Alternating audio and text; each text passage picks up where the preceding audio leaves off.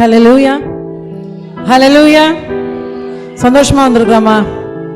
நல்ல அருமையான அழகான வசனம். ஒரு தடவை மறுபடியும் போடுமா அந்த வசனத்தை? சங்கீதம் 145 எல்லாரும் எடுத்து வைத்துக் கொள்வோம். சங்கீதம் 145, சங்கீதம் 145 15வது வசனம். எல்லா ஜீவன்களின் கண்களும் உம்மை நோக்கி கொண்டிருக்கிறது. எல்லா ஜீவன்களின் கண்களும் யாரை நோக்கி கொண்டிருக்கிறதா? தேவனாகிய கர்த்தரை நோக்கி கொண்டிருக்கிறது. ஏற்ற வேளையிலே நீர் அவைகளுக்கு ஆகாரம் கொடுக்கிறீர். எல்லாரும் தேவனுடைய பார்வையிலே நாம் விசேஷித்தவர்களாக இருக்கிறோம். ஹல்லேலூயா. காலையில் எத்தனை பேர் எழும்பி நல்ல சந்தோஷமா வேதத்தை வாசித்து தியானித்து மனதார தேவனோடு பேசி விட்டு வந்திருக்கிறோம்? கை தூக்க சொல்லலை, இதயத்துக்கு தெரியும் இல்லையா? அவசர அவசரமாக வாசித்தோமா, அல்லது தேவன் இந்த பரிசுத்த ஓய்வுனால என்னுடைய வாழ்க்கையில் கிருபையாய் தந்திருக்கிறார் என்ற உற்சாகத்தோடு கிளம்பி வந்தோமா தெரில. நிறைய பேருக்கு என்ன கஷ்டம்னா, வாரத்தில் 6 நாளும் வேலை செய்து 7வது நாளும் எங்கே ஓடி வர வேண்டியது இருக்கு? சர்ச்சுக்கு வர்றோம் இல்லையா? அப்பவும் காலையிலேயே எழும்பி என்ன செய்ய வேண்டியது இருக்கு? ஆராதனைக்கு வர வேண்டிய ஒரு சூழ்நிலை. கர்த்தருக்குள் பிரியமானவர்களே, கொரோனா பீரியடில் எத்தனை பேர் மிஸ் பண்ணோங்கிறது தெரியலை. ஆனால் அந்த ஆலய வளாகத்தில் இருந்துக்கிட்டு நாங்கள் பட்ட பாடுன்னு ஒன்று இருக்குது. ஏனென்றால் ஆலய மணியின் சத்தம் இல்லை, இந்த அழகான மியூசிக் இன்ஸ்ட்ருமெண்ட்டுடைய சத்தமும் இல்லை, பாடல் ஒளி இல்லை, எந்த ஒளியும் இல்லாமல். ஆனால் தேவனுடைய பணி என்ன செய்தது? நடந்து கொண்டே இருந்தது. ஹல்லேலூயா. இந்த நேரத்தில் நம்ம பார்க்க போகிறோம், நம்மளுடைய ஆவிக்குரிய வாழ்க்கையில் நம்ம எத்தனையோ காலங்களை நம்ம கடந்து வந்து கொண்டே இருக்கிறோம் இல்லையா? இன்றைக்கி நம்ம உற்சாகமாக ஒரு பாடல், என்ன பாடல் என்று சொன்னால், எந்த கண்மலையானவரே என்னை காக்கும் தெய்வம் நீயே. எல்லாருக்கும் இது தெரிந்த பாடல் தான். நம்முடைய சிஎஸ்ஐ ஆராதனை முறையில் ஒரு அழகான ஒரு இது இருக்குது. என்னென்னா, எல்லா ஜெபங்களும், பாவ ஜெபம் நம்ம சொல்கிறோம், சோஸ்திர ஜெபம் சொல்கிறோம், எல்லாமே பார்த்திங்கன்னா மிகவும் அர்த்தமுள்ள ஜெபங்கள். எங்களுக்கெல்லாம் சின்ன பிள்ளையிலே அதை மனப்பாடம் பண்ண சொல்லிடுவாங்க. கண்களை மூடி அதை நாங்கள் என்ன உணர்ந்து என்ன செய்வோம்? ஜெபங்களை ஏறெடுப்போம். அது மட்டும் இல்லாமல் பாமாலை பாடல்கள், இந்த பாடலை எல்லாருக்கும் தெரியும்னு நினைக்கிறேன். கண்களை மூடி அழகான இந்த மியூசிக்கோட இணைந்து, இந்த கண்மலையானவரே என்னை காக்கும் தெய்வமே, இதன் பலவீன நேரத்தில் நீங்கள் என்ன செஞ்சீங்க? எனக்கு உதவி செய்தீங்களப்பா, உமக்கு நன்றி என்ற நல்ல ஒரு இருதயத்தோடு இந்த அருமையான பாடலை பாடுவோமா?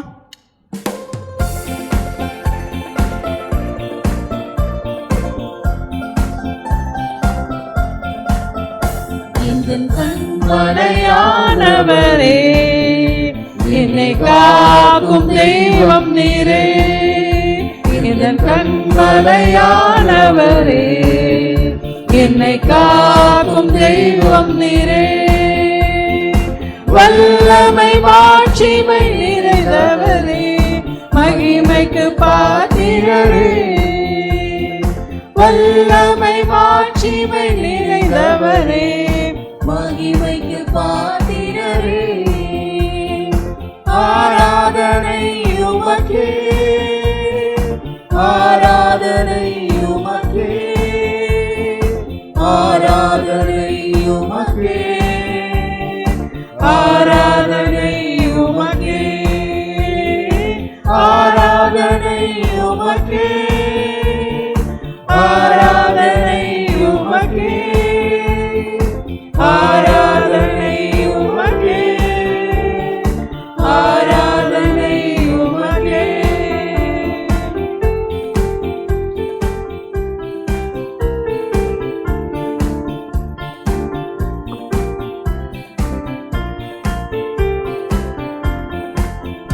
உந்தன் சிறகுகளின் நிழலில் என்றென்றும் மகிழச் செய்தி.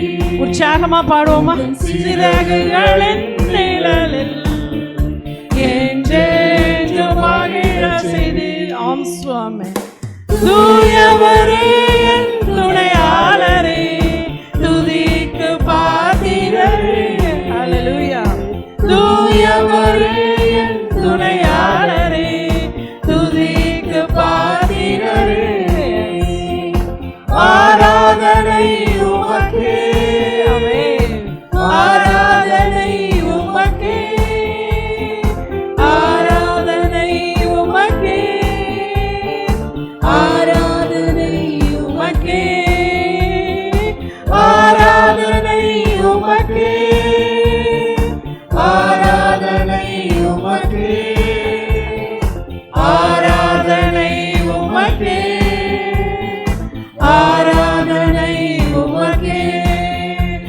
இந்த பலவீன நேரங்களில் உம் கிருபை தந்தீரையா. நன்றி சுவாமி. இந்த பலவீன நேரங்களில் உம் கிருபை தந்தீரையா. இயேசு ராஜா என் பலனானே, எதற்கும் பயமில்லை. ஆமென். இயேசு ராஜா என் பலனானே, எதற்கும் பயமில்லை. ஆராதனை உமக்கே, ஆராதனை உமக்கே, ஆராதனை உமக்கே, ஆராதனை உமக்கே, ஆராதனை உமக்கே, ஆராதனை உமக்கே, ஆராதனை உமக்கே, ஆராதனை உமக்கே. என் உயிருள்ள நாட்களெல்லாம் உம்மை புகழ்ந்து பாடிடுவேன். என் உயிருள்ள நாட்களெல்லாம் உம்மை புகழ்ந்து பாடிடுவேன். ராஜாடி செய்த நன்மைகளை எண்ணியே துதித்திடுவேன். ராஜாடி செய்த நன்மைகளை எண்ணியே துதித்திடுவேன். அப்படியே எழுப்பி நிற்போமா? ஆராதனை உமக்கே, ஆராதனை உமக்கே, ஆராதனை உமக்கே, ஆராதனை உமக்கே, ஆராதனை உமக்கே, ஆராதனை உமக்கே, ஆராதனை உமக்கே, ஆராதனை உமக்கே. கண்களை மூடி அப்படியே ஆண்டவரை நோக்கி பார்ப்பாமா? அழகான ஒரு மகிழ்விக்கும் மன்னா. எல்லா ஜீவன்களின் கண்களும் தேவனை நோக்கி பார்த்து கொண்டிருக்கிறது. ஒவ்வொரு நாள் காலையிலும் எழும்பும் பொழுதும் என் தேவனே இந்த நாட்களை எனக்கு ஆசீர்வதித்து தாரும் என்று சொல்லி நம்முடைய கண்கள் அனைத்தும் தேவனை நோக்கி பார்த்து கொண்டிருக்கிறது. ஆனால் வேதம் சொல்கிறது தேவன் யாரை பார்க்கிறார் என்று சொல்லி. ஒரு நிமிஷம் நம்மளை ஆராய்ந்து பார்ப்போமா? ஒரு நிமிஷம் நம்மளை அப்படியே ஆண்டவருடைய சமூகத்தில் தாழ்த்தி நிற்போம். பொதுவான பாவ அறிக்கை ஜெபத்தை ஏறெடுத்தோம். எத்தனை பேர் உணர்ந்து சொன்னீங்கன்னு எனக்கு தெரியாது. ஆனால் தேவனுடைய கண்கள் கர்த்தருக்கு பயந்தவர்களை நோக்கி பார்த்து கொண்டிருக்கிறதாம். அதே சங்கீதம் 145:19 இவ்வாறாக சொல்கிறது, அவர் தமக்கு பயந்தவர்களுடைய விருப்பத்தின்படி செய்கிற தேவன். ஹல்லேலூயா. எல்லா ஜீவன்களின் கண்களும் தேவனை நோக்கி பார்த்து கொண்டிருக்கிறது. ஆனால் தேவனாகிய கர்த்தர் தமக்கு பயந்தவர்களை பார்த்து அவர்களுடைய விருப்பத்தின்படி செய்கிறாராம். ஹல்லேலூயா, ஹல்லேலூயா. இந்த நாளிலே நாம் நம்மை ஆராய்ந்து பார்க்க போகிறோம். ஆண்டவரே, நான் உமக்கு பயப்படுகிற பயத்திலே இருக்கிறேனா? தாவீது சொல்கிறார், தேவனே என்னை ஆராய்ந்து அறிந்து கொள்ளும் ஐயா, என்னை ஆராய்ந்து அறிந்து கொள்ளும் சுவாமி. இப்பொழுது அவன் ஒருமனப்பட்டு தேவனுடைய சமத்தில் கேட்க போகிறோம். ஆண்டவரே என்னை ஆராய்ந்து அறிந்து கொள்ளும் அப்பா. மனுஷர்களுக்கு முன்பதாக நான் ஒரு நல்ல மனிதனாக மனுஷியாக இருக்கிறேனே, மற்றவர்களுக்கு முன்பதாக நான் மாசற்றவர்களாக காணப்படுகிறேனே. தேவனே என்னை ஆராய்ந்து அறிந்து கொள்ளும் சுவாமி. வேதனை உண்டாக்கும் வழிகள் என்னிடத்தில் உண்டோ என்று பார்த்து நித்திய வழியிலே என்னை நடத்துமையா ஆண்டவர்கிட்ட கேட்போமா? இன்னைக்கு பெயர் கிறிஸ்தவர்களாக வாழ்கின்றவர் அநேகம் பேர் இருக்கின்றோம். பெயர் கிறிஸ்தவர்களாக நாம் அனுதினமும் செயல்பட்டு கொண்டே இருக்கிறோம். தேவன் சொல்கிறார், உமக்கு பயந்தவர்களுக்கு மாத்திரம்தான், எனக்கு பயந்தவர்களுக்கு மாத்திரம்தான் அவருடைய மன விருப்பத்தின்படி நான் செய்வேன் என்று சொல்லி. எல்லா ஜீவன்களின் கண்களும் தேவனை நோக்கி பார்த்து கொண்டிருந்தாலும் கர்த்தரோ தமக்கு பயந்தவர்களுடைய விருப்பத்தின்படி செய்கிற தேவனா இருக்கிறார். ஒரு நிமிஷம் அப்படியே நம்மளை தாழ்த்துமா? ஏசப்பா, உமக்கு பயப்பட பயம் என்னிடத்தில் இருக்கும்படிக்கு வேதனை உண்டாக்கும் வழிகளை எல்லாம் என்னை மாற்றி போடுமையா ஆண்டவர்கிட்ட கேட்போமா? ஒரு விஷயம் நம்மளை தாழ்த்தி தேவனுடைய சமூகத்தில் அர்ப்பணிப்போம். ஆண்டவரே, என்னை ஆராய்ந்து அறிந்து கொள்ளுமாப்பா. இந்த உலகத்தில் 2 பேரும் நம்மளை ஆராய்ந்து அறிந்து கொள்வதற்காக, ஒன்று தேவனாகிய கர்த்தர், அடுத்தது நம்முடைய மனசாட்சி.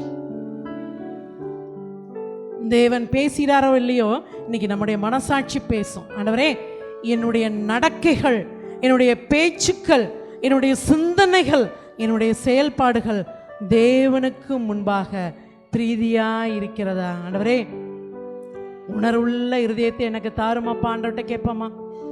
கண்மலையாகிய தேவன் நம்மை பார்க்கிறார். வசனம் சொல்கிறது, எல்லா ஜீவன்களின் கண்களும் தேவனை நோக்கி பார்த்து கொண்டிருந்தாலும் கர்த்தரோ தமக்கு பயந்தவர்களின் விருப்பத்தின்படி செய்கிற தேவனா இருக்கிறார். ஆண்டவரே, என்னை தாழ்த்தி உம்முடைய சமூகத்தில் நான் விற்பணிக்கிறேன் அப்பா. என்னை நீர் கண்ணோக்கி பாரு சுவாமி. வேதனை உண்டாக்கும் வழிகளை என்னிடத்துலேருந்து எடுத்து போடும்படியாய் நாங்கள் ஜெபிக்கிறேன் அப்பா. பேச்சுக்கள், கோபம்னு ஒன்று வந்துருச்சுன்னா நம்மளை நாமே மறந்துடுறோம்ல. எவ்வளவு வார்த்தைகளை அள்ளி தட்டுறோம். நான் மனவேதனை அடையக்கூடாது என்று சொல்லி நாம் ஜெபிக்கின்றோமே, அடுத்தவர்களையும் மனவேதனைக்குட்படாதபடிக்கு என்னை காத்துக்கொள்ள நம்ம ஜெபிக்கிறோமா? பஸ்ல டிராவல் பண்ணும் பொழுது, நடக்கும் பொழுது, கடையில் போய் சின்ன சின்ன ஜாமான்களை வாங்கும் பொழுதும் கூட எத்தனை கஷ்டங்கள். என்னுடைய ஒரு சிறு பார்வை, என்னுடைய ஒரு சிறு வார்த்தை, என்னை அறியாமலே நான் செய்கின்ற காரியங்கள் எத்தனை பேரை பாதிப்புட்படுத்துகிறது. ஆண்டவரே, எனக்கு இறங்குமையான்னு சொல்லி கேட்போமா? ஒரு விஷயம் ஆண்டவரை நோக்கி பார்க்கும் சுவாமி. ஆண்டவரே, மன மடிவை உணவை உண்டு பண்ணுகிற எல்லா விதமான பொல்லாத கிரியைகளையும் தேவனே என்னை விட்டு மாற்றித்தாரு சுவாமி. ஆண்டவர்கிட்ட கேட்போமா? கர்த்தருடைய சமுத்திரம் நம்ம தாழ்த்தி அர்ப்பணிப்போம். ஆண்டவரே, பலமுள்ளவனுக்காகிலும் பலனில்லாதவனுக்காகிலும் உதவி செய்வது உமக்கு லேசான காரியம் அப்பா. உமக்கு லேசான காரியம் சுவாமி. எனக்கு இறங்கும் சுவாமி. செய்யத்தக்கவர்களை செய்யாமல் செய்யத்தகாதவர்களை செய்து வருகிற எனக்கு நீர் இறங்கும்படியாய் நாங்கள் செபிக்கிறோம் அப்பா. ஆண்டவர்கிட்ட கேட்போமா? உண்மையாய் தம்மை நோக்கி கூப்பிடுகிற அனைவருக்கும் கர்த்தர் சமீபமாய் இருக்கிற தேவன். ஒரு விசை சுவாமி, இந்த மனமாறுதலின் அனுபவம், இந்த வேதனையின் அனுபவம் என்னுடைய வாழ்நாள் முழுவதும் இனிமேல் வராதபடிக்கு ஆண்டவரே நீர் என்னை காத்துக்கொள்ளும் அப்பா. அணு தினமும் உம்மில் நான் பலப்பட்டு என்னுடைய காரியங்களை நான் செயல்படுத்த எனக்கு உதவி செய்யும் சொல்லி ஆண்டவர்கிட்ட கேட்போமா?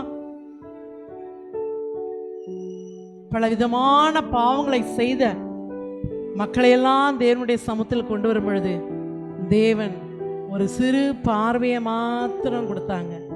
அந்த பார்வையிலே 1000 அர்த்தங்கள். வார்த்தைகள் தேவையில்லை, செயல்கள் தேவையில்லை. மன முறுக்கத்தோடு பார்க்கின்ற ஒரு பார்வை அநேகரை மாற்றும் என்று சொல்லி வசனத்தில் பார்க்கிறோமே சுவாமி. கர்த்தர் தமக்கு பயந்தவர்களின் விருப்பத்தின்படி செய்கிற தேவனாய் இருக்கிறீரே, உமக்கு பயப்படுற பயத்தை நீர் எனக்கு தாருமையான்னு சொல்லி ஆண்டவர்கிட்ட கேட்போமா? கர்த்தருக்கு பயப்படும் பயம், தீமையை விட்டு விலகுவதே கர்த்தருக்கு பயப்படும் பயம் என்று சொல்லி வசனம் சொல்கிறது. ஆண்டவரே, உமக்கு பயப்படும் பயத்தை நீர் எனக்கு கிருபையாய் தாரும் அப்பா. வேதத்துக்கு முக்கியத்துவம் கொடுக்க கர்த்தரே எனக்கு கிருபையாய் தாரும் சுவாமி. காலையில் என்னுடைய இஷ்டத்துக்கு நான் எழும்புறேன். வேதத்தை ஒதுக்கி வைத்து விட்டு என்னுடைய காரியங்களை நான் செய்கிறேனே சுவாமி. எல்லா ஜீவன்களின் கண்களும் உம்மை நோக்கி இருக்கிறதே, நானும் உம்மையே நோக்கி பார்க்க எனக்கு உதவி செய்யும் சுவாமி. உம்முடைய கிருபை,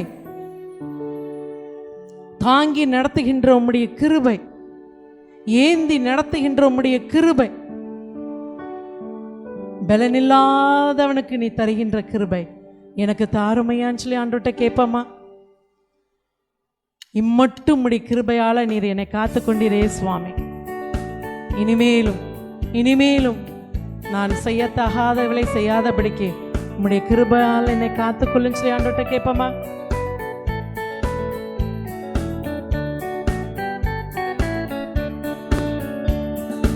அப்பாவும் கிருபையால் என்னை காத்து கொண்டீரே,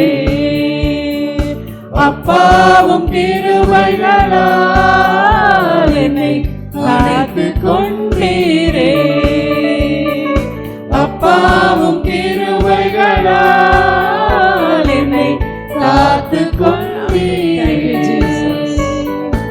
அப்பாவும் கிருபைகளால் என்னை அழைத்து. நன்றி அப்பா, நன்றி சுவாமி. தாங்கி நடத்தும் கிருபை இது. ஹல்லேலூயா. நிறைந்த கிருபை. நன்றி அப்பா, நன்றி சுவாமி. தாங்கி நடத்தும் கிருபை இது. நன்றி சுவாமி. தாங்கி நிறைந்த கிருபை இது. தந்தையும் தாயும் கைவிட்டாலும் தயவாய் காக்கும் கிருபை இது. தந்தையும் தாயும் கைவிட்டாலும் தயவாய் காக்கும் கிருபை இது.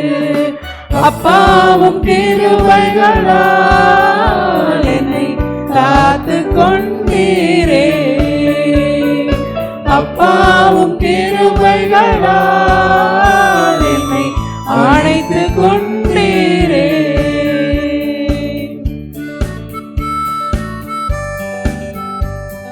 தாழ்வில் நாம் இருக்கும் பொழுது நம்மை நினைக்கிற அவருடைய கிருபை. எத்தனை பாவங்கள் செய்தாலும், தேவனுடைய வழிகளை விட்டு விலகி சென்றாலும் என்னை நினைக்கின்ற அந்த கிருபை. ஹல்லேலூயா. அடட்ட கேட்போமா?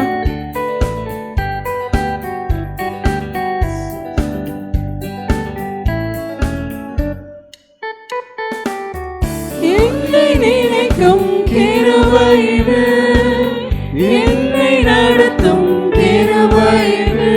ஹல்லேலூயா. என்னை நினைக்கும் கிருபை இது. என்னை நடத்தும் கிருபை இது.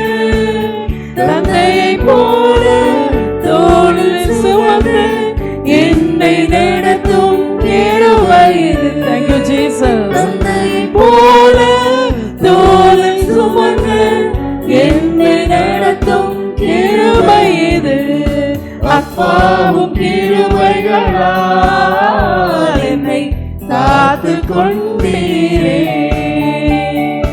அப்பாவும் கிருபைகளால் என்னை அழைத்து கொண்டீரே.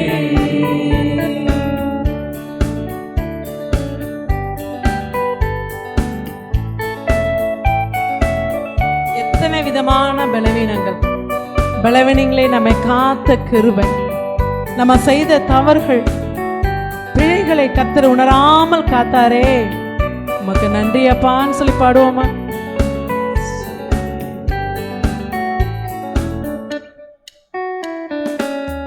வியாதியின் நேரத்தில் காத்த கிருபை, விடுதலை கொடுத்த தெய்வ கிருபை. ஹல்லேலூயா. வியாதியின் நேரத்தில் காத்த கிருபை, விடுதலை கொடுத்த தெய்வ கிருபை. சூழ்நிலைகள் மாறினாலும் கிருபை மாறாத கிருபை அப்பா. சூழ்நிலைகள் மாறினாலும் மாறாமல் காத்திடும் தெய்வ கிருபை. அப்பாவும் கிருபைகளால் என்னை காத்து கொண்டீரே. அப்பாவும் கிருபைகளால் என்னை அழைத்து கொண்டீரே. ஹல்லேலூயா. வசனம் சொல்லி இருக்கிறது, தமக்கு பயந்தவர்களுடைய விருப்பத்தின்படி செய்கிற தேவன். ஹல்லேலூயா. அவர்கள் கூப்பிடுதலை கேட்டு அவர்களை ரட்சிக்கிற தேவனாயிருக்கிறாராம். ஆண்டவரே, உமக்கு பயப்படும் பயத்தை எனக்கு தாரும் என்று சொல்லி தேவனிடத்தில் கேட்டோமே. பயத்தை கற்றுக் கொடுத்த தேவனாகிய கர்த்தர் நம்முடைய கூப்பிடுதலின் சத்தத்தை கேட்கும்படிக்காக ஆண்டவரை நோக்கி பார்ப்போமா? ஆண்டவரே, என்னுடைய தேவைகள் எவ்வளவு பெரிதப்பா, எவ்வளவு பெரிது சுவாமி. மனுஷீகமாக நான் பிழைகளை செய்தாலும் உமக்குள்ளாக என்னை திடப்படுத்தப்படும் பொழுது, நான் உமக்குள்ளாக திடப்படுத்தப்படும் பொழுது என்னை கண்ணோக்கி பார்க்கிற தேவனாய் இருக்கிறீரே. ஆண்டவரை நோக்கி பார்ப்போமா? நம்மை போல பாடுகளை அனுபவித்த குறித்த தாவிதான் சொல்றாரு, என் நெருக்கத்திலே கர்த்தரை நோக்கி கூப்பிட்டேன். கூப்பிடுதலின் சத்தத்தை கேட்கிற தேவன், தமக்கு பயந்தவர்களின் விருப்பத்தின்படி செய்து அவர்கள் கூப்பிடுதலை நிறைவேற்றுகிற தேவன். ஆண்டவரே, உம்மை நோக்கி நான் பார்க்கிறேன் அப்பா. எவ்வளவு பாரங்கள் சுவாமி, எவ்வளவு சுமைகள் அப்பா, எவ்வளவு கஷ்டங்கள் சுவாமி, ஒன்றும் எனக்கு விளங்கவில்லையே ஆண்டவரே, எனக்கு ஒன்றும் புலப்படவில்லையே சுவாமி. திரும்ப திரும்ப திரும்ப திரும்ப என்னுடைய வாழ்க்கையில அலைகளைப் போல புரண்டு வருந்து கொண்டிருக்கின்ற பலவீனங்கள், கஷ்டங்கள், நோவுகள், கண்ணீர்கள் தேவனுடைய சமத்துல ஊற்றுவோமா? எத்தனை விதமான வியாதிகள் ஒவ்வொருவருக்காக, நமக்காக மாத்திரமல்ல, நம்மை சார்ந்திருக்கிற மக்களுக்காக இந்த இடத்துல தேவனை நோக்கி நாம் பார்க்க போகிறோம். ஆண்டவரே, எங்களுக்கு இறங்கும் சுவாமி, எங்களுக்கு இறங்கும் அப்பா. எங்களுடைய வாழ்க்கையின் கட்டுகளே எங்களை அழுத்தி கொண்டிருக்குமானால் தேவனாகிய கர்த்தருடைய சுவிசேஷத்தை நான் எவ்வாறு செய்வது? என்னுடைய பிறப்பின் அர்த்தம் பரலோக ராஜ்யத்தை பூமியிலே கட்ட வேண்டும் என்பதே தேவனுடைய சித்தம். ஹல்லேலூயா. இந்த நேரத்தில் ஆண்டவர்கிட்ட கேட்க போகிறோம், ஆண்டவரே, என்னுடைய தனிப்பட்ட வாழ்க்கையினுடைய தேவைகளை உம்மை நோக்கி நான் வைக்கிறேன் சுவாமி. தமக்கு பயந்தவர்களின் கூப்பிடுதலின் சத்தத்தை கேட்கிற தெய்வமே எனக்கு இறங்குமையான்னு சொல்லி ஆண்டவர்கிட்ட கேட்போமா? தேவனை நோக்கி பார்த்த கண்கள் ஒருபோதும் வெக்கப்பட்டது போனதில்லையப்பா. ஆகார் தன்னுடைய பிள்ளைகளுக்காக அழுதாள். தன்னுடைய மகனை மனதில் வைத்து, ஆண்டவரே, நான் என்ன செய்வது என்று சொல்லி அந்த பெரிய வனாந்தரத்தில் நம்பிக்கைக்கு அற்ற சூழ்நிலையில் தேவனை நோக்கி பார்த்தாங்க. ஆண்டவர் அவருடைய கண்களை திறந்தரலே அழகான ஒரு நீரூற்றை காட்டினார். ஆண்டவரே, என்னுடைய கண்களை நீ திறந்து தாரும் அப்பா. என்னுடைய எதிர்கால வாழ்க்கையில், என்னுடைய அருமையான பிள்ளைகளுடைய வாழ்க்கையிலும் சுவாரி ஆண்டவரே, நான் ஒரு நம்பிக்கையற்ற சூழ்நிலையில் இருக்கிறேனே ராஜா, இது எப்படி ஆகும், இது நடக்குமா என்று சொல்லி நான் நிற்கிறேனே ராஜா, எனக்கு நீர் இறங்குன்னு சொல்லுவோமா? அன்று தேவனாகிய கர்த்தர் உயிர்த்தெழுதலை காண்பதற்காக அருமையான சகோதரிகள் ஓடி போனார்களாம். அவர்கள் மனதிலே ஒரு கலக்கம், இந்த அருமையான கல்லறையின் வாசலை அடைத்து கொண்டிருக்கின்ற இந்த கல்லை யார் நமக்காக புரட்டுவான் என்று சொல்லி. உங்களுடைய வாழ்க்கையில் ஒரு கல் இருக்கிறதா? ஒரு தடைகள் இருக்கிறதா? ஆண்டவரே, யார் எனக்காக புரட்டுவார் என்று சொல்லி புலம்பிக் கொண்டிருக்கிறோமா? தேவனை நோக்கி கூப்பிடுங்கள். கர்த்தர் தமக்கு பயந்தவர்களின் கூப்பிடுதலை கேட்கிற தேவனாய் இருக்கிறார். ஆண்டவரே, இந்த கல்லை யார் எனக்காக புரட்டுவார்? இந்த கல்லை யார் எனக்காக அசைக்கக்கூடும் என்று சொல்வோமானால், உங்களுக்கு முன்பதாக தேவன் தம்முடைய தூதர்களை அனுப்பி அதை புரட்டி தள்ளுகிற தேவனாக இருக்கிறார். ஹல்லேலூயா, ஹல்லேலூயா. இன்னைக்கு முழு மனசோடு வேடிக்கை பார்ப்பதற்காக இந்த ஆராதனைக்கு வரவில்லை. ஒருவேளை திக்கற்ற சூழ்நிலையில், நிலையற்ற வாழ்க்கையில் வாழ்ந்து கொண்டிருக்கிற நாம் அனைவரும் அடுத்த சர்வீஸில் வந்து நிற்போம் என்பது உறுதி இல்லை. ஆண்டவரே, உம்மை நோக்கி நான் பார்க்கிறேன் அப்பா. என் கண்களை திறந்து தாரும் அப்பா. ஆண்டவரே, எனக்கு வழிகளை உண்டு பண்ணுகிற கர்த்தர் எனக்காக நீர் காத்திருக்கிறீர் என்பதை நான் அறிந்து கொள்ள எனக்கு உதவி செய்யுமாப்பா. நான் ஆண்டவர்கிட்ட கேட்போமா? ஒரு விஷயம் நம்மளை தாழ்த்தி பாரத்தோடு நம்பிக்கையின் சூழ்நிலையோடு தேவனுடைய சமூகத்தில் நம்முடைய தேவைகளை நாம் அறிக்கை செய்யுமா? கர்த்தர் சுவர், மகளே, மகனே, உன் விசுவாசம் பெரிதாயிருக்கும்படிக்கு உன் வாயை விரிவாய் தர நம்பிக்கையோடு கேட்போமா? தேவனால் கூடாத காரியம் ஒன்றில்லைங்க. சூழ்நிலைகள் எப்படிப்பட்டதாக இருந்தாலும் சரி, ஜெயத்தை கொடுக்கிற தேவன் நம்மோடு இருக்கிறார். ஹல்லேலூயா. ஆண்டவரே, ஜெயத்தை கொடுக்கிற தேவனாகிய கர்த்தரை தொழுது கொள்கிற நாங்கள் பாக்கியவான்கள். ஹல்லேலூயா. ஜெயத்தை தருகிற தேவன் எங்கள் நம்பிக்கையின் தேவனாக இருக்கிறபடினால நம்பிக்கையோடு விசுவாசத்தோடு எனக்கு கிடைக்கும் என்று சொல்லி நான் உம்மை நோக்கி பார்க்கிறேன் அப்பா. ஏற்ற காலத்தில் நீர் அவைகளுக்கு ஆகாரம் கொடுக்கிற தேவனாயிருக்கிறேன். ஆமென். ஏற்ற காலத்தில் நீர் அவைகளுக்கு ஆகாரம் கொடுக்கிற தேவனாயிருக்கி. ஆகாரத்தை தேடி, ஆகாரம் என்ற நன்மைகளை தேடி, ஆகாரம் என்ற தேவைகளை எல்லாம் தேவனுடைய சமூகத்தில் கொடுக்கிறதுக்கு அவரை நோக்கி பார்க்கிறோமே. கர்த்தர் சொல்கிறார், ஏற்ற காலத்தில் உங்களை உயர்த்த நிறுத்தும்படிக்கு அவருடைய பலத்த கரத்திற்குள் அடங்கிருங்கள். ஆண்டவரே கிருபையை தாருமையா. ஹல்லேலூயா, ஹல்லேலூயா. ஆண்டவரே உம்முடைய கிருபையை எனக்கு தாரும் சுவாமி. உம்முடைய கிருபை பெரிய கிருபை எனக்கு தாருமையா. அவருடைய விசுவாசத்தை என்னுடைய வாழ்க்கையில காத்துக்கொள்ளும்படிக்கு என்னுடைய வழிகள் கர்த்தருக்கு பிரியமானதாக இருக்கிற உமக்கு பயப்படும் பயத்தை நீர் எனக்கு தாருமையான ஆண்டவர்கிட்ட கேட்பாமா? கேளுங்க. ஆண்டவர்கிட்ட வரவாய் திறந்து கேளுங்க. ஏசப்பா உமக்கு பயப்படும் பயத்தை எனக்கு கற்று தாருமையா. உமக்கு பயப்படும் பயம் எனக்கு அதிகமாய் தேவை ராஜா. மனுஷர்களுக்கு முன்பதாக எவ்வாறு பயந்து நடுங்குறோம் எதிர்பாருங்க. ஒரு சின்ன விஷயம் நமக்கு காரியங்கள் நடக்க வேண்டும் என்று சொன்னால் பல முறை அலைந்து திரிந்து எத்தனையோ காரியங்களை அவர்களுக்கு பிரியமான காரியங்களாம் செய்து அவர்கள் மனதை மகிழ்விக்கும்படிக்கு என்னுடைய கால்கள் துரிதமாய் ஓடுகிறதே, என்னுடைய மனமும் என்னுடைய கையில் இருக்க பணமும் விரயமாய் கொண்டிருக்கின்றதே. என் தேவனாகிய கர்த்தர் சொல்கிறார், மனுஷரின் கண்களை தயவை உண்டு பண்ணுகிற கர்த்தர் நான் அல்லவோ. என்னை நோக்கி கூப்பிடு, என்னை நோக்கி கூப்பிடு. நான் உன்னை விசாலத்தில் வைக்கிற தேவனாயிருக்கிறேன். நான் உன்னை எல்லா தீமைக்கும் ரட்சித்து நடத்துகிற தேவனாயிருக்கிறேன். உன்னுடைய தேவைகளை சந்திக்கிற உன் தேவனாகிய கர்த்தர் நானே. ஹல்லேலூயா, ஹல்லேலூயா. ஆண்டவரை நோக்கி பார்ப்போமா?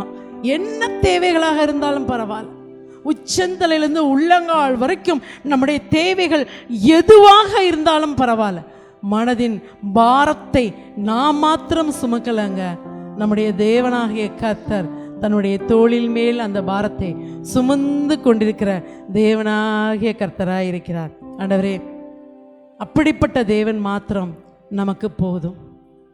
சொல்லுவோமா? எசப்பா நீர் மாத்திரம் எனக்கு போதும் ராஜா, எதுவுமே வேண்டாம்.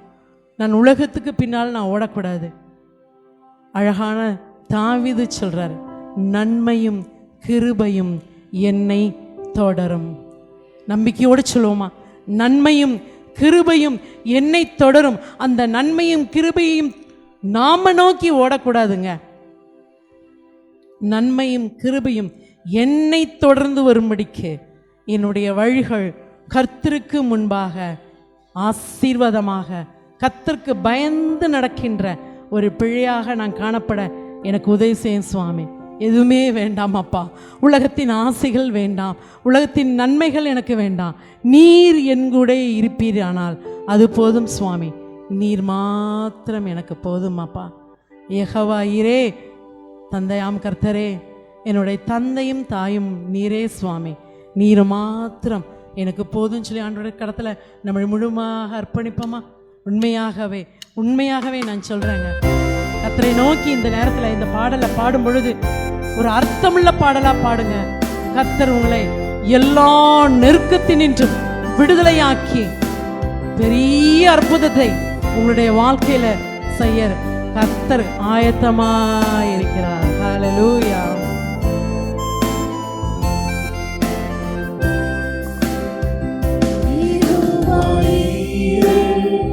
தந்தையாம் தெய்வம் நீர் மாத்திரம் போதும் எல்லாம் சுவாமி. யெகோவா ராஃபா சுகம் தரும் தெய்வம் ராஜா, உம் தழும்புகளால் சுகமானோம். யெகோவா ஷம்மா என் கூட இருப்பீர். S Lord. நம்பிக்கையோடு சொல்லுங்கள். யெகோவா ஷம்மா என் கூட இருப்பீர். என் தேவையெல்லாம் சந்திப்பீர். கம்ப்ளீட்டா சரண்டர் ஆயிருங்க ஆண்டவரே. நீர் மாத்திரம் எனக்கு போதும் சுவாமி. நீர் மாத்திரம் எனக்கு போதும் ஐயா. என்னுடைய தேவைகள் சந்திக்கப்படுவதற்கு, என்னுடைய வியாதிகள் குணமானவதற்கு நீர் மாத்திரம் எனக்கு போதுமையா? சொல்லுமா? போதும், நீர் மாத்திரம் போதும், நீர் மாத்திரம் போதும் எனக்கு.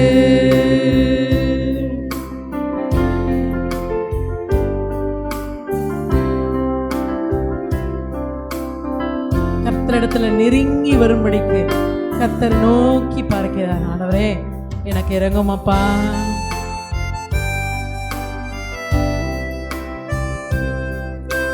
முழு மனதோட சொல்லுங்க, ஆண்டவரே உம்மை போல இந்த உலகத்துல ஒரு தேவனும் எனக்கு இல்லை அப்பா. நீர் எனக்கு ஒரு நல்ல தாயும் தந்தையுமாக மாத்திரமல்லாமல் ஒரு நல்ல நண்பனாகவும் இருக்கிறீர் சுவாமி. முழுமையாய் அறிக்கையிட்டு அவரை உள்ளத்துல வாங்கிக் கொள்வோமா? கர்த்தர் நம்முடைய எல்லாவற்றையும் பார்த்து கொள்கிற தேவனாய் இருக்கிறார். ஹல்லேலூயா. சிருஷ்டிக்கும் தேவனே, உம் வார்த்தையால் உருவாக்கினீர். யெகோவா பரிசுத்தர், உன்னதர் நீரே, உம்மை போல் வேறு தேவனே. ஆம் சுவாமி. யெகோவா ஷாலோம், உம் சமாதானம். Thank you Jesus. தந்தீர் என் உள்ளத்தில். நன்றி அப்பா, நன்றி நன்றி சுவாமி. யெகோவா ஷாலோம், உம் சமாதானம்.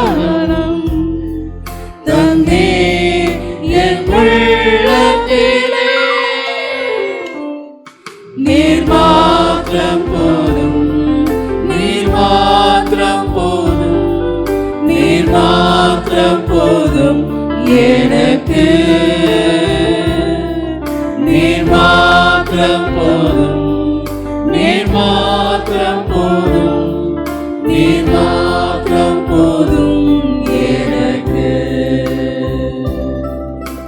நேரத்தில் முழங்கால் படியிட முடிந்தவர்கள் அப்படியே முழங்கால் படியிட்டு, ஆண்டவரே இந்த உலகத்தின் அன்புக்காக நான் இயங்கக்கூடாது சுவாமி.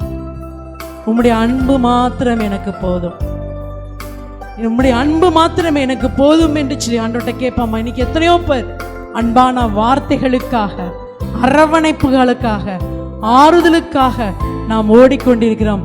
ஆனால் அன்பான தேவன் நம்மோடு இருக்கிறார், நம்முடைய அருகிலே இருக்கிறார். வசனங்கள் இருக்கின்றது, சத்தியம் நம்மோடு பேசிக் கொண்டிருக்கிறது. இந்த நேரத்தில் ஆறுதலுக்காக, அன்புக்காக, என்னுடைய பாரத்தை யார் சுமப்பான் என்ற ஏக்கத்தோடு இருக்கிற ஒவ்வொருவருக்கும் தேவன் இன்றைக்கு ஒரு அறைகூவலை வைக்கிறார். முழங்கால் படியிட்டு அப்படியே நம்மை அர்ப்பணிப்போமா. ஆண்டவரே உம்முடைய அன்பு மாத்திரம் எனக்கு போதும் சுவாமி. என் வாழ்நாள் முழுவதும் ஹல்லேலூயா, என்னுடைய மூச்சு இருக்கும் வரைக்கும் நான் உம்மை மாத்திரம் சார்ந்திருக்க எனக்கு உதவி தாரும் என்று சொல்லி முழுவதுமாக ஆண்டவருடைய சிறு சமூகத்தில் நம்மை அர்ப்பணிப்போமா. ஹல்லேலூயா. பேசுகிற தேவன் அவருடைய சத்தத்தை கேட்கும்படிக்கு செவியை திறந்து கொடுப்பாமா. என் ஆத்மநேசா,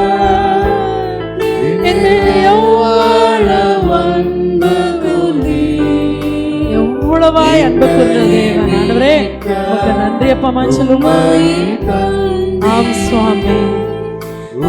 ஹல்லேலூயா. Yes Lord. Yes Lord. உமக்காக வாழ்வேன். நீரே என்றென்றும் போதும். வாய் திறந்த இருக்கே, உமக்காக நான் வாழ்வேன் சுவாமி. நீ மாத்திரம் என்றென்றும் எனக்கு போதுமையா என்று சொல்லி முழுமையா அர்ப்பணிப்போமா. நீர் மாத்திரம் போதும், நீர் மாத்திரம் போதும், நீர் மாத்திரம் போதும் எனக்கு.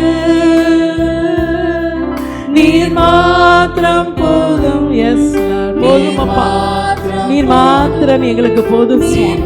உம்முடைய அன்பு மாத்திரம் எங்களுக்கு போதும் அப்பா. யெகோவா ஈரே, நீர் மாத்திரம் எங்களுக்கு போதும் சுவாமி. எங்களை தாழ்த்தி உம்முடைய திரு சமூகத்தில் நாங்கள் அர்ப்பணிக்கிறோம் அப்பா. கட்டுகளை அவிழ்க்கிற தேவன், எங்களுடைய வாழ்க்கையின் கட்டுகளை அவிழ்த்ததற்காக உமக்கு நன்றி செலுத்துகிறோம். இந்த அருமையான ஆராதனையின் மூலமாக எங்களுக்குள் கொடுத்திருக்கிற ஒரு நல்ல நம்பிக்கைக்காக உமக்கு நன்றி செலுத்துகிறோம் அப்பா. என்னுடைய வாழ்க்கையில் எவ்வளவு கஷ்டங்கள் வந்தாலும், எவ்வளவு நெருக்கங்கள் வந்தாலும், எவ்வளவு சோதனைகள் வந்தாலும், நம்பிக்கையற்ற சூழ்நிலையிலும் நீர் மாத்திரம் எங்களுக்கு போதும் அப்பா. நீர் எங்களுடைய துணையாளராக, எங்களுடைய நண்பராக, தாயும் தந்தையுமாக இருந்து எங்களுடைய தேவைகளை எல்லாம் சந்திக்கிற கர்த்தாவே, உமக்கு நன்றி நன்றி நன்றி சுவாமி. நன்றி அப்பா. எங்கள் முழுமாக உம்முடைய கரத்தில் நாங்கள் அர்ப்பணிக்கிறோம். நீர் பேசுகின்ற வார்த்தைகள் எங்கள் கால்களுக்கு தீபமும் பாதைக்கு வெளிச்சமாய் இருக்கத்தக்க இன்னும் அதிகமாய் உமக்குள் நாங்கள் ஊன்ற கட்டப்பட எங்களுக்கு கிருபை தரும்படியாய் நாங்கள் செபிக்கிறோம். ஆண்டவரே, நாங்கள் உமக்குள் உள்ள நம்பிக்கையிலே சொல்கிறோம் சுவாமி, என்னை பலப்படுத்துகிற கிறிஸ்துவினாலே. ஹல்லேலூயா. இந்த ஆராதனையில் பாடல் மூலமாக, தேவனுடைய வசத்தின் மூலமாக என்னை பலப்படுத்துகிற கிறிஸ்துவினாலே எல்லாவற்றையும் செய்ய எனக்கு பலன் உண்டு என்ற நம்பிக்கையோடு இந்த இடத்தை விட்டு கடந்து செல்கிறோம். என் பலனாகிய கர்த்தாவே, உம்மில் அன்பு கூறுகிற எங்களுக்கு நீர் கிருபையை தாருமப்பா, கிருபையை தாருமப்பா. தாவீதை பலப்படுத்தி நீ எல்லாவற்றையும் திருப்பிக் கொள்வாய் என்று சொல்லி அனுப்பினீரே, அந்த வார்த்தையின் நம்பிக்கையின்படி நாங்கள் கடந்து செல்கிறோம். எல்லாவற்றையும் இழந்த எங்களுடைய பலன்கள், எங்களுடைய சந்தோஷங்கள், சமாதானங்கள் எல்லாவற்றையும் திரும்ப பெற்றுக்கொள்கிறோம் என்ற நம்பிக்கையோடு நாங்கள் இந்த இடத்தை விட்டு கடந்து செல்கிறோம். உம்முடைய வசனத்திற்காக காத்து நிற்கிறோம். நீர் பேசும் பெரிய காரியங்களை செய். இயேசுவின் மூலம் செபிக்கிறோம் நல்ல தகப்பனே, ஆமென்.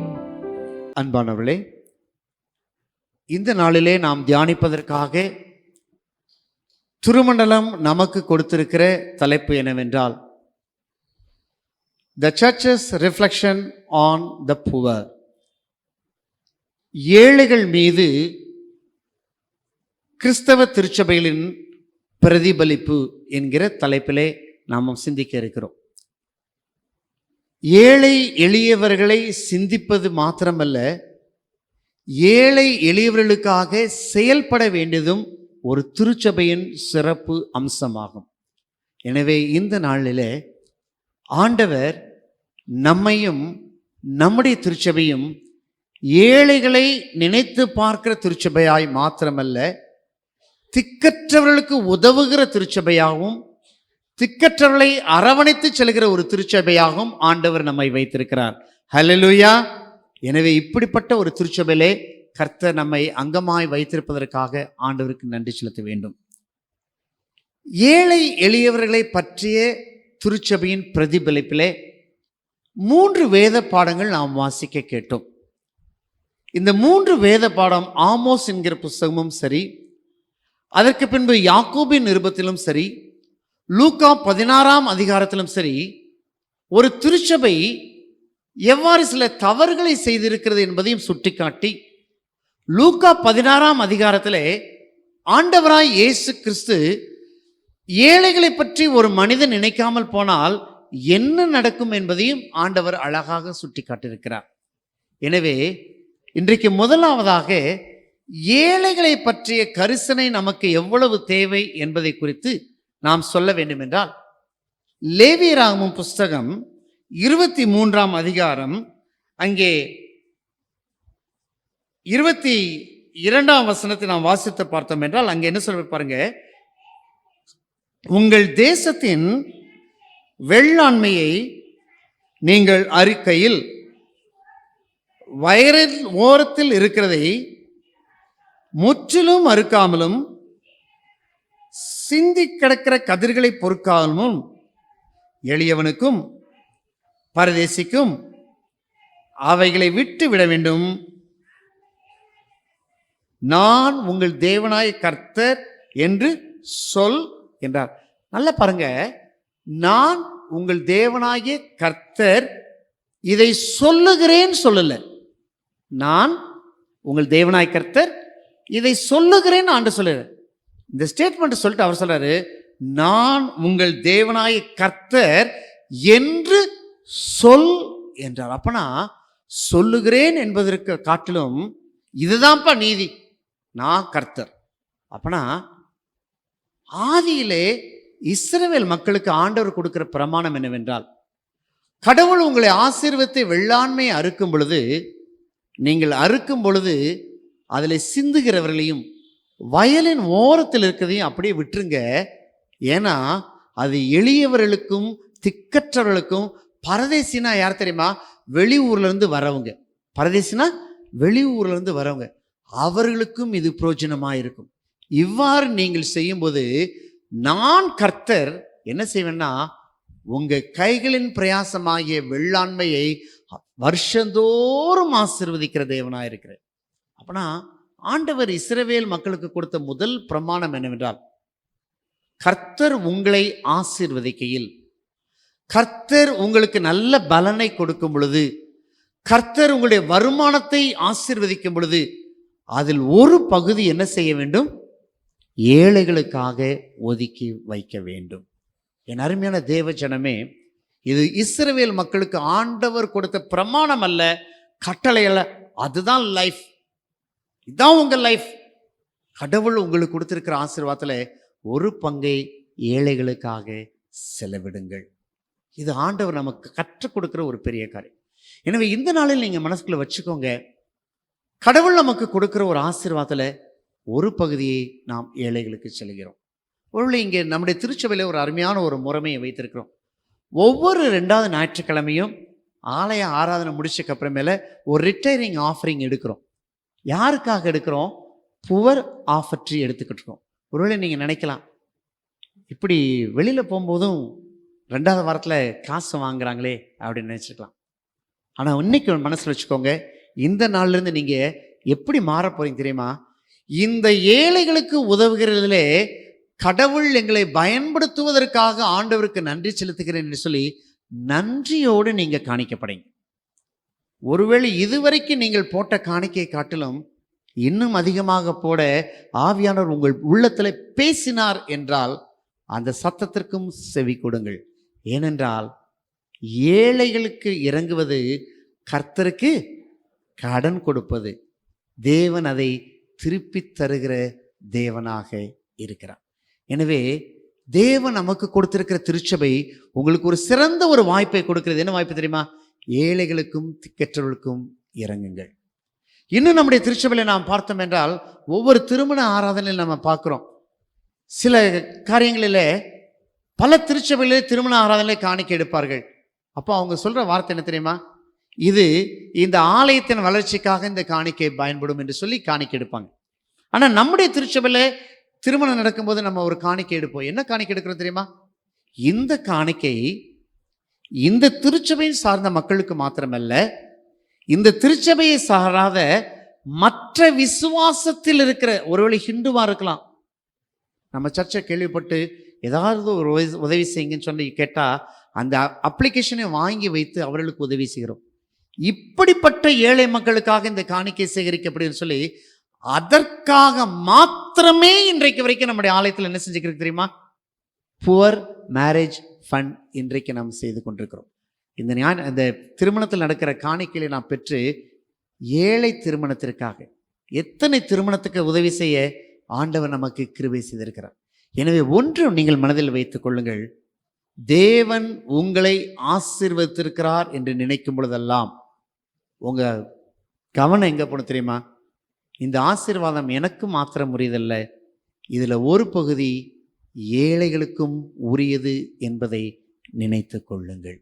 இது ஆண்டவர் கொடுக்கிற முதலாவது காரியம்.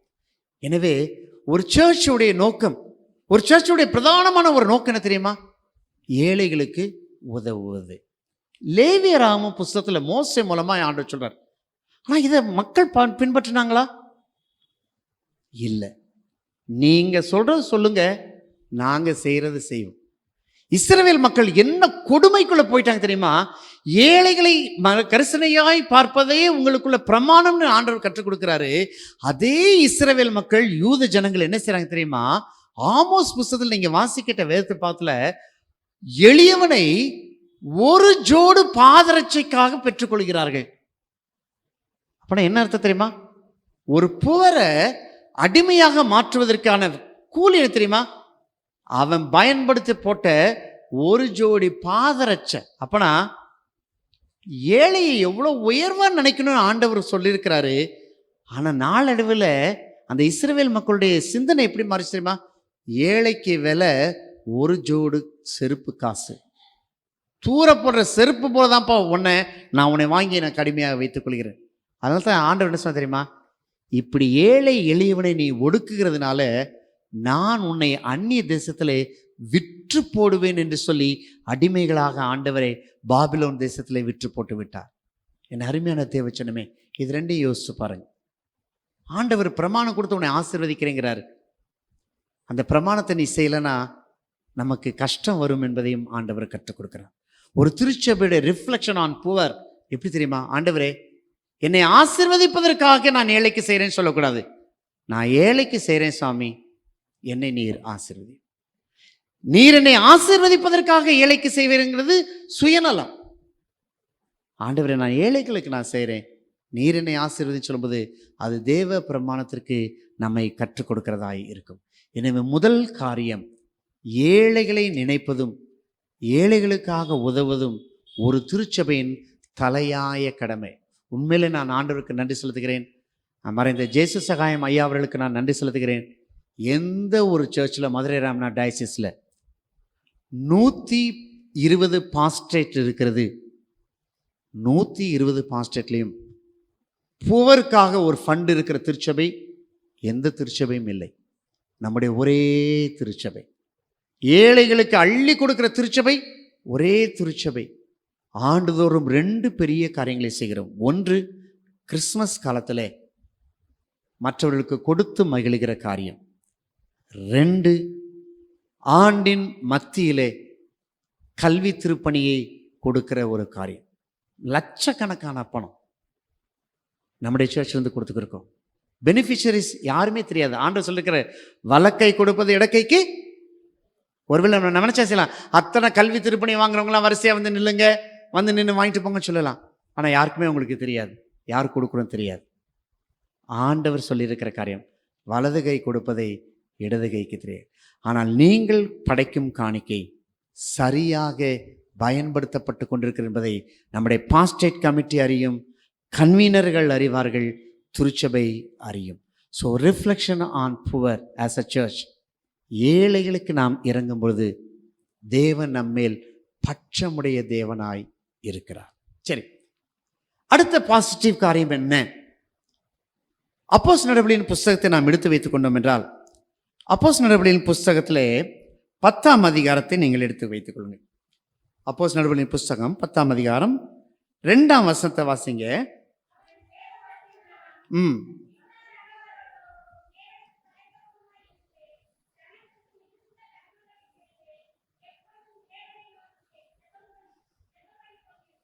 பாருங்க, அவன் எவன்? கொர்நேலியு என்பவன் தேவ பக்தி உள்ளவனும் தன் வீட்டார் அனைவரோடு தேவனுக்கு பயந்தவனுமாய் இருந்து.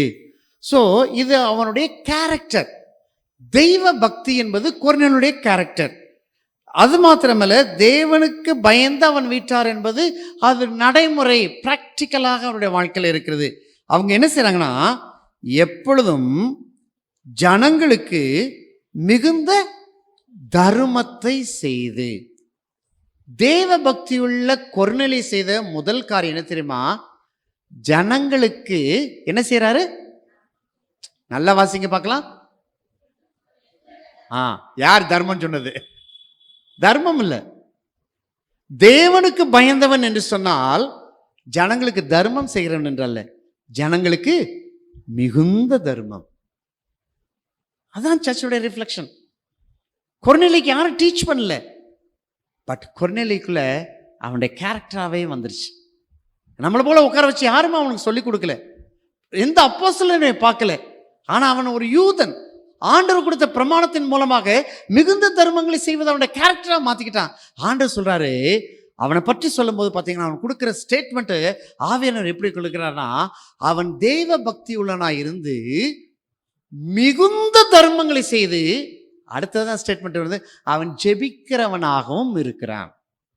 அப்படின்னா கடவுள் எதை பார்க்குறாரு? நீங்க ஜெபிக்கிறத பார்க்குறாரா, கொடுக்கிறத பார்க்குறாரா? முதல்ல எதை பார்க்குறாரு? கொடுக்கிறத பார்க்குறாரு. புரிஞ்சுக்கிட்டீங்களா? பல வேளையில் நம்ம நினைக்கிறோம், நம்ம ஜெபங்கள் நம்ம நிறுத்துகிறது இல்லை, விசுவாசம் உள்ள கிரியை நம்மை பலப்படுத்துகிறது. அவன் மிகுந்த தர்மங்களை செய்து ஜெபிக்கிறவனாக எப்பொழுது தேவனை நோக்கி ஜெபிக்கிறவனாக. ஆண்டவர் சொல்லலை, அப்பா கொர்நேலி எப்பொழுது என்னை நோக்கி ஜெபிச்சுக்கிட்டு இருக்கிறான்ப்பா, நீ போய் செய்யின்னு சொல்லலை. அவன் மிகுந்த தர்மத்தை செய்து எப்பொழுதும் என்னை நோக்கி ஜெபித்து கொண்டிருக்கிறான். எனவே தான் 3ஆம் வசனத்தை சொல்ற பாருங்க,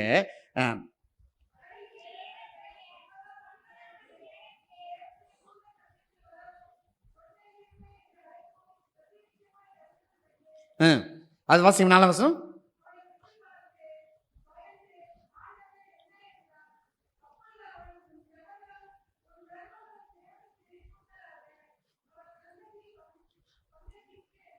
இப்ப பாருங்க 4ஆவது வசனத்துல கொஞ்சம் மாறுது. எப்படின்னா 2ஆம் வசனத்துல மிகுந்த தர்மத்தை செய்தான், ஜெபிக்கிறான். இப்போ அந்த ஜெபம் எப்படி கேட்கப்படுகிறது என்றால், அவன் ஜெபம் கேட்கப்படுகிறது, அவன் மிகுந்த தான தர்மம் செய்கிறவர்களாக இருக்கிறான். அப்பனா ஆண்டவர் கொர்நேலியை பத்தி ஒரு ஸ்டேட்மெண்ட் கொடுக்கும்போது என்ன சொல்ல தெரியுமா? அவன் மிகுந்த தர்மம் செய்யறான்ப்பா. அவன் ஜெபம் கேட்கப்பட்டதுக்கு காரணம் என்ன தெரியுமா? அவன் செய்கிற தான தர்மம். அப்படின்றால் திருச்சபையின் ரிஃப்ளெக்ஷன் என்ன? இது அவர் இன்பார்ன் கேரக்டராக மாற வேண்டும். தேவனுக்காக நாம் ஜெபிப்பது மாத்திரமல்ல, மிகுந்த தர்மங்களை செய்வதிலே ஆண்டவர் நம்மை அதிகமாய் வளரச் செய்ய வேண்டும் என்று சொல்லி ஆண்டவர் நமக்கு கற்றுக் கொடுக்கிறார்.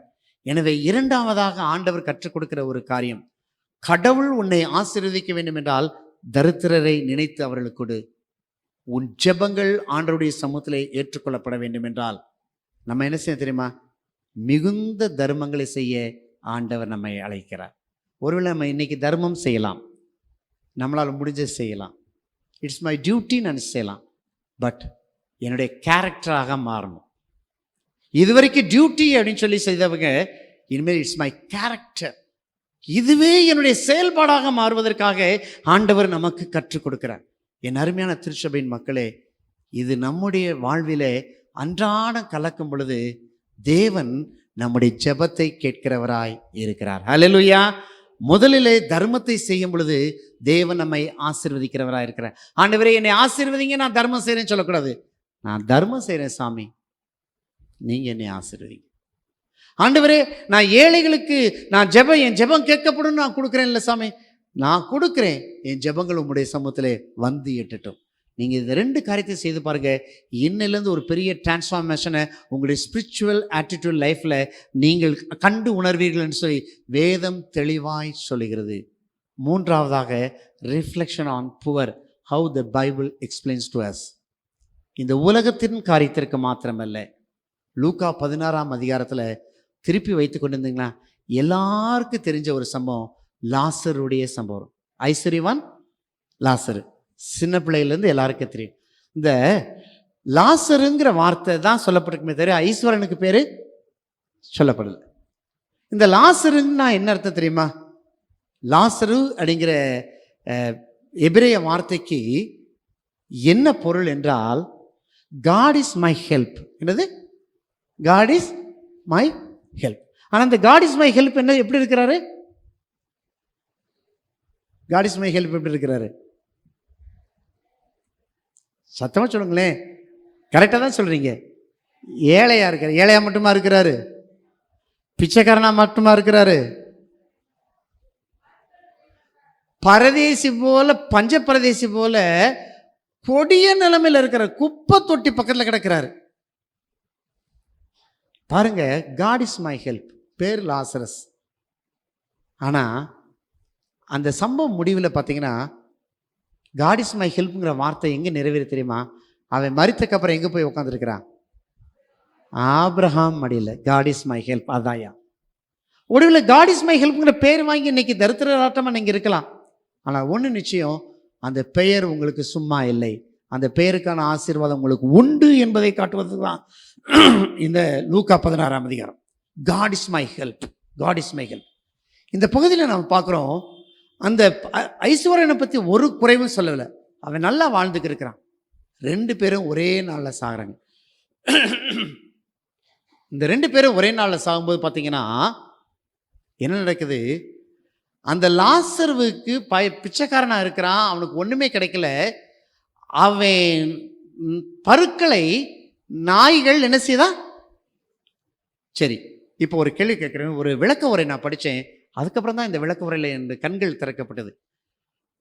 லாசருடைய பருக்களை நாய்கள் நக்கிற்று அப்படின்னு சொன்னால், இந்த நாய் நக்குனதை யாரோ ஒருத்தவங்க வந்து பார்த்துருக்காங்க. பார்த்தனால தான் எழுதி வைக்கப்படுது, பருக்களை நாய்கள் நக்கிற்று. இப்போ பருக்களை நாய்கள் நக்கிட்டுன்னு சொன்னால் வீட்டுக்குள்ளே வந்து நாய் நக்குமா? நாய் நக்காது. ரோட்டில் கிடந்தா தான் நக்கும். இப்போ அவன் எங்கே இருக்கிறான்? ஒரு வீட்டுக்குள்ளே இருக்கிற பிச்சைக்காரன் அல்ல, 24 மணி நேரம் ரோட்டில் இருக்கிற பிச்சைக்காரன். நல்லா மனசுக்குள்ள வச்சுக்கோங்க. லாசர்னு சொன்னால் இன்னும் அடுத்த தடவை லாசரை பற்றி நினைக்கும் போது உங்களுக்கு மனசுக்குள்ள வரணும். லாசர்னா என்ன பேர்? என்ன? God is my help. ஆனால் அவன் எங்கே இருக்கிறான்? ரோட்டில் 24 மணி நேரம் ரோட்டில் குப்பை தொட்டிக்கிட்ட கிடக்கிறான். யூதர்களுக்கு ஒரு வழக்கம் உண்டு. இந்த பிச்சை எடுக்க வரும்போது காலையில் பிச்சைக்காரனை கூட்டு கொண்டு வந்து என்ன செய்வாங்களா, தெரு ஓரத்தில் வச்சிருவாங்களாம். நம்ம ஊரில் வைக்கிறாங்க பார்த்தீங்களா, கை கால் இல்லாத கண் இல்லாதவங்களை கொண்டு வந்து உட்கார வச்சுறாங்க பார்த்தீங்களா, உட்கார வச்சுட்டு பிச்சை எடுக்க விட்டுருவாங்களாம். ராத்திரி ஆனோன்னா அந்த பிச்சைக்காரனே அந்த காசை தூக்கிட்டு வீட்டுக்கு போயிடுவாங்களாம். இந்த பிச்சைக்காரர்களை எப்படின்னா ஒரு டூல் போல வைத்து வாழ்க்கை நடத்துவார்களாம். ஆனால் ராத்திரி வீட்டுக்கு போனால் அவனுக்கு சோறு கிடைக்கும், பிச்சைக்காரனுக்கு கண் இல்லாதவனுக்கு சோறு கிடைக்கும். ஆனால் இந்த லாசரை பாருங்க, என்னைக்கோ ஒரு நாள் தூக்கி கொண்டு வந்து விட்டவன் தான் அங்கேயே கிடக்கிறான். அவனை திருப்பி வீட்டுக்கு கொண்டு போகிறதும் இல்லை. அந்த விளக்க உரை எழுதியிருக்க சொல்கிறாரு, பகலில் நாய் நக்கியிருக்கும், ராத்திரி பெருச்சாளி வந்து கடிச்சிருக்கும். பெருச்சாளி எங்கே இருக்கும்? குப்பை தொட்டிக்கிட்ட தான் கிடக்கும். கொஞ்சம் யோசிச்சு பாருங்க. பகலிலே பருக்களை நாய் நக்கிற்றென்றால் இரவிலே பெருச்சாளிகள் அவன் பருக்களை கடித்து துன்புறுத்திருக்கும். எவ்வளோ பெரிய சூழ்நிலை. ஆனால் அந்த ஐஸ்வர்யவான் கவனிக்கவே இல்லை. ஆவியானவர் அழகாக எழுதியிருக்கிறாரு. லாசரு ஐஸ்வர்யானோட ஓமம் உங்களுக்கு தெரியும். 2 பேரும் ஒரே நாளில் மறிக்கிறாங்க. ஒருவேளை 3 நாள் விசேஷம் வச்சு அந்த ஐஸ்வர்யவான புதைச்சிருக்கலாம், பெரிய ப்ரேயர் மீட்டிங் நடத்தியிருக்கலாம். ஆனால் அந்த லாசரு என்ன செஞ்சுருப்பாங்க? அதே விளக்கவரில் எழுதியிருப்பாங்க, செத்துட்டான்னு தெரிஞ்சக்கப்புறம் 3 நாள் கழிச்சு தான் அவன் செத்துட்டான்னு கண்டுபிடிச்சி தூக்கிட்டு போயிருப்பாங்க. 3 நாள் வரைக்கும் செத்தவனுக்கு விசேஷம் கொண்டாடப்பட்டிருக்கும் வீட்டுக்குள்ளே. ஆனால் ரோட்டில் 3 நாள் செத்து கிடந்தக்கு அப்புறமே தான் அவன் செத்து போயிட்டான்னு கண்டுபிடிச்சி அவனை தூக்கிட்டு போயிருப்பாங்க. தூக்கிட்டு போய் அந்த காலத்தில் தொழுநோயாளிகளையும் இப்படிப்பட்டவர்கள் என்ன செய்வாங்கன்னா, புதைக்க மாட்டாங்களா, எரிச்சிருவாங்களாம். ஏன்னா அடுத்தவங்களுக்கு அந்த இன்ஃபெக்ஷன் பரவக்கூடாது. பாருங்க, அவனுடைய மரணம் கூட சரியில்லாத ஒரு மரணம். ஆனால் முடிவு என்ன தெரியுமா? லாசரு God is my help, Abraham மடியில் இருக்கிறான். ஐஸ்வர்யவான் யார் என்றால் அவன் நரகத்தில் இருக்கிறான். கொஞ்சம் யோசிச்சு பாருங்க. ஐஸ்வர்யவான்லாம் எல்லாம் நரகத்துக்கு போயிடுவாங்கன்னு பைபிள் சொல்லலை. நிறைய பேர் இன்டர்பிரட் பண்றாங்க, உங்க ஐஸ்வர்யம் அதிகம் இருந்துச்சுன்னா நீங்க நரகத்துக்கு போயிருவீங்க சொல்ல. இல்ல, ஆபிரகாம் யாரு? அவனை போல பெரிய ஐஸ்வர்யவான் யாருமே இல்ல. ஆபிரகாம் மடியில் போய் உட்காந்துருக்கிறார். அப்படின்னா என்ன அர்த்தம் தெரியுமா? திக்கற்றவர்களுக்கு மேல் இறங்காமல் இருந்தால் எனக்கு எவ்வளோ ஐஸ்வர்யம் இருந்தும் அது பிரயோஜனம் இல்லை, என் வாழ்வு நரகத்திற்கு போய்விடும். அப்படின்னால் பைபிள் கற்றுக் கொடுக்குற இந்த புவர் ரிஃப்ளெக்ஷன் ஆன் த புவர்ல எவ்வளோ ஆழமான சப்ஜெக்ட் இருக்கு பாருங்க. ஒன்று, நீ ஏழைகளுக்கு உன் கதிரை விட்டு விடுக்கும் போது நான் உன்னை ஆசீர்வதிப்பேன். இட்ஸ் பேசிக். இரண்டாவதாக, நீ பக்தி உள்ள மகனா இருக்கலாம், ஆனால் நீ செய்கிற தான தர்மங்கள் உன் ஜெபங்கள் கேட்கும்படியாக ஆண்டவர் உன்னை பார்த்து கொண்டிருக்கிறார். மூன்றாவதாக, நீ செய்யும் தான தர்மம், ஏழைகளுக்காக நீ செய்யும் காரியம் உன்னை பரலோகத்திற்கு இட்டுச் செல்லும் என்பதை ஆண்டவர் நமக்கு கற்றுக் கொடுக்கிறார். எனவே கிறிஸ்துவுக்குள் அருமையானவர்களே, உதவி செய்யும் பொழுதும் ஏழைகளுக்கு இறங்கும் போதும் நம்முடைய மனநிலைமையை நாம் சரி செய்து கொள்வது நம்முடைய கடமை. ஏழைகளுக்கு இறங்கும் போது நீங்கள் ஏழைக்கு ஒரு காணிக்கை போடுறீங்கன்னு வச்சுக்கோங்களேன், அல்லது ரோட்டில் போகிற ஒரு புவர் வந்து உங்களை தட்டி ஒரு பிச்சை கேட்குறான், அவனுக்கு நீங்கள் காசு போடும்போது நீங்கள் என்னடா இப்படி டிஸ்டர்ப் பண்ணுறானேன்னு காசு போடாதீங்க. ஆண்டவரே, இவனுக்கு படி அளக்க எனக்கு உதவி செய்தீரே, உமக்கு நன்றி ஐயா என்று சொல்லுங்க. கடவுள் நம்மை ஆசீர்வதிக்கிற தேவனாய் இருக்கிறார். எனவே அருமையானவர்களே, be thankful to the church.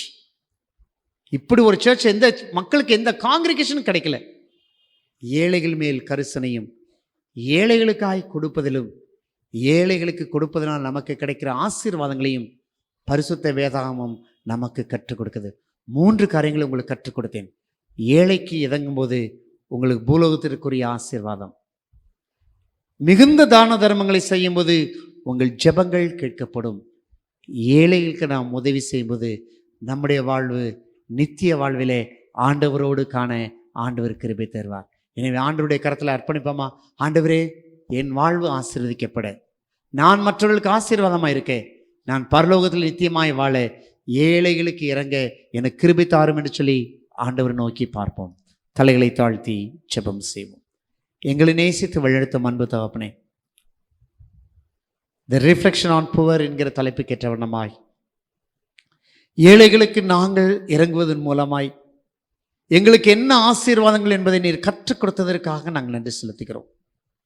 ஆண்டவரே, எளியவர்களுக்கு இறங்குவது நீர் விரும்புகிற காரியம் சுவாமி. அதிலே கொர்நேலியை போல நாங்கள் இதுவரைக்கும் தான தர்மங்கள் செய்தாலும் மிகுந்த தான தர்மத்தை செய்ய எங்களுக்கு கற்றுத்தாரும். எங்களை வழி நடத்தும், எங்களை ஆசீர்வதியும். ஆண்டவரே, ஏழைகளுக்காக வாழ்கிற திருச்சபையாகவே இது காணப்பட ஆவியானவர் கிருபை தருவீராக. இயேசுவின் நாமத்தில் தாழ்மையோடு கேட்கிறோம், ஜீவனுள்ள பரமபிதாவே, ஆமேன். இந்த ஆராதனை வெகு சிறப்பாக ஆண்டவர் நடத்தி கொடுத்தார். நம்முடைய திருச்சபையின் பிள்ளைகள் அர்ப்பின் சோத்திர பண்டிகைகளுக்காக ஒவ்வொரு துறையும் எடுத்துக்கொள்கிற முயற்சிகளை கர்த்தர் ஆசீர்வதித்திருக்கிறார். இந்த நாளுக்காக ஆண்டவருக்கு நாம் நன்றி செலுத்த போறோம். ஆண்டவரே, இந்த திருச்சபையின் திருப்பணிகளிலே எங்களெல்லாம் ஒரு கருவியாக பயன்படுத்தி வருவதற்காக உமக்கு நன்றி ஆண்டவரே என்று சொல்லுவோம். குறிப்பாக இந்த நாளிலே நம்முடைய பயிற்சி ஆயர் சகோதரி இம்மானுவேல் அவர்களுக்காக நாம் ஆண்டவர் நோக்கி பார்ப்போம். தன்னுடைய லங்ஸில் ப்ராப்ளம் ஏற்பட்டு இன்றைக்கு ராமநாதபுரம் மருத்துவமனையில் இன்டென்சிவ் கேர் யூனிட்டில் சேர்க்கப்பட்டு நம்முடைய அன்புக்குரிய சகோதரரும் உடன் ஊழியருமாக இருக்கிற இம்மானுவேல் ஐயா அவர்கள் சிகிச்சை பெற்று வருகிறார்கள். ஆண்டவரே, அவர்களுக்கு பூர்ண சுகத்தை தாரும் சுவாமி என்று சொல்லி திருச்சபையாய் நாங்கள் ஜெபிக்கிறோம் என்று சொல்லி ஆண்டவரை நோக்கி நாம் பார்ப்போம். இன்னும் ஆஸ்பத்திரிகளிலும் வீடுகளிலும் பலவீனமாய் இருக்கிற மக்கள் அநேகர் உண்டு. ஆண்டவரே, அவர்களுக்காக உடைய பாதத்தில் வருகிறோம். அவருடைய பலவீனங்களையும் கஷ்டங்களையும் சுகவீனங்களையும் ஆண்டவர் மாற்றித்தாரும் சுவாமி என சொல்லி திருச்சபையாய் ஆண்டவரை நோக்கி நாம் பார்ப்போம்.